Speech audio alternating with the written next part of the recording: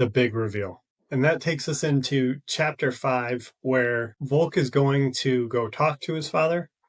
And just as kind of a reminder, Volke's father was a convicted murderer, exiled from the island, and has never really been in contact with Volke prior to this. So Volke is extremely nervous about how to approach this. On one hand, you have your actual father in Gravekeeper William, who's, taking care of you throughout your life, but then this is your biological father. This would probably be an extremely difficult challenge to process because, like you said, on one hand, you have your bio dad that you haven't seen in 17, 12 years, holy crap, math. And I mean, Volke's pretty neutral about the situation in general.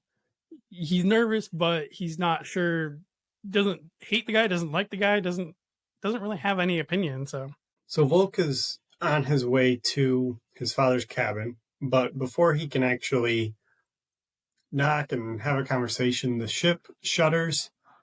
Volke ends up reaching for his sword. He can tell there's a battle approaching.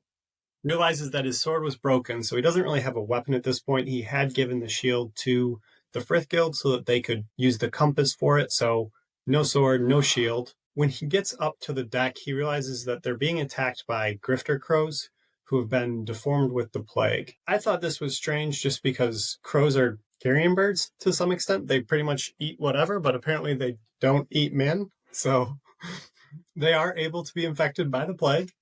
And they seem to be able to tell who already has the plague. They're almost specifically targeting Luthair. And they can tell he's not infected, and so are trying to spread the love a little bit. It's an interesting love there that they want. Volke and Luthair, they can merge, but the issue is, if they are merged and their Volke were to bleed at all, he would pretty much instantly infect Luthair. So Volke does not want to merge with Luthair, but they can still protect the crew. Fain and Wraith also come up to help. Again, they're immune to the plague, so Fain is able to freeze the deck, essentially prevent any blood that had spilled from the birds from seeping into the deck, from dripping below deck. And in addition to that, there's a few others that come up to help. So Delvin, Karna, and then there's another lady and a man that come up as well. And they do get the big backup of Mesos. So the rock coming in and blasting away at the crows with gusts of wind, blowing them back and really providing some much needed support. The final boss to this level is a wyvern who ends up falling on the deck. Again, very infected by the plague. So a lot of crazy laughing, the usual side effects. And this is a side note of something from realizing Delvin is very nervous in this, but rocks are immune to the plague. So Delvin should be immune to the plague. But in this book specifically, he's very nervous about catching it, which I thought was really strange because in later ones, he almost seems to know that he's immune. So just something I found, I was as I was reading back, I was I'm pretty sure they were immune in the later books. Yeah, they're considered man-eaters. I mean, maybe he doesn't know that he's immune. He's immune because he's a man-eater. That's possible as well. He just doesn't realize it, but something I found interesting in the second time through. So both the women and Delvin go to the situation to try and help. And then the one woman pulls out this zigzag dagger that happens to look awfully familiar. But for realsies though, I want a zigzag dagger that can shoot lightning because that would be cool AF. Okay. It sounds straight out of every Magic RPG game. Right? Like Zeus himself almost. Yes. And the other weapons that come out are pretty cool as well. So the man ends up throwing Volke a fire sword. Also, I'll take that one. Shoot. I forgot about that. But Volke is able to take it into the void, so that's pretty cool.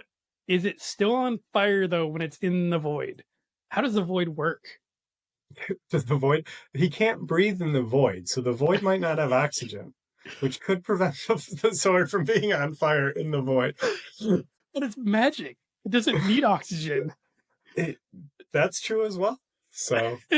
Shabby! These are the questions we want answered. Karna also comes sliding in, and she doesn't have a weapon, but she is able to touch the Arcanist and instantly take control of him, essentially sending him to his death over the edge of the ship.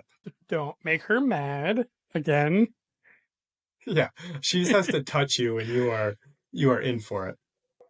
I wonder who could act faster, Delgis or Karna? Could he put her to sleep faster than she could take control? Another great question. Got to start making polls left and right here about things here. Who's fastest? Another thing we want to know is the wyvern, before it was killed, was wanting Volk to help infect other people with the plague. Because again, you said with the grifter crows, they kind of seemed like they knew Volk already had the plague and purposely avoided him because they know that he was already infected and they were wasting their time otherwise. Yeah, it's very interesting. So it seems like there's some sort of added bonus with the plague that you can tell when others are infected as well at some point. So very interesting. I don't know if I want that as a bonus. Yeah, I don't either. It's not a good bonus. That doesn't sound like a good one. It's a very low trait roll. Alas, this is where chapter 5 does end for this week. We don't really have any new bestiaries or any new mythical creatures.